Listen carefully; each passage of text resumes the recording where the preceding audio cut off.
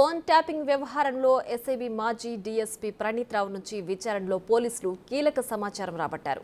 ఆధారాలు ధ్వంసం చేసినట్లు ఇప్పటికే అంగీకరించిన ప్రణీత్ రావు మొత్తం 42 హార్డ్ డిస్క్లను ధ్వంసం చేసినట్లు తెలిపాడు. వాటిని వికారాబాద్ అడవుల్లో పడేసినట్లు వివరించాడు.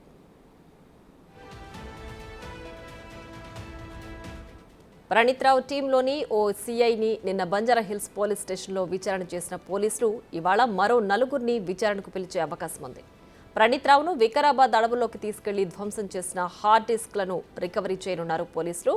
ఫోన్ ట్యాపింగ్ వ్యాపారం ఎక్కడా బయటికి రాకుండా ప్రణీత్ రావు పలు జాగ్రత్తలు తీసుకున్నాడు. తనతో కలిసి మొత్తం 15 మంది పనిచేసినట్లు పోలీసులకు చెప్పాడు. వారికి ప్రమోషన్ ఆశ చూపించి పని చేయించుకున్నట్లు ప్రణీత్ వివరించాడు.